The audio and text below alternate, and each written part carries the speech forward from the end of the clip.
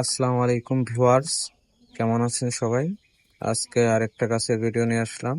এই গাছটি হলো চায়না বট। এই চায়না বট দিয়ে অনেক সুন্দর বনসাই হয়। আপনারা দেখতেছেন, এই গাছটি আমি বনসাই করব। এই গাছটির এখন এইরকম লোক আছে, এটার বয়স যত যাবে তত সুন্দর হতে শুরু করবে। এই গাছের কাটিং করতে হয় কমসে কম প্রতি বছরই।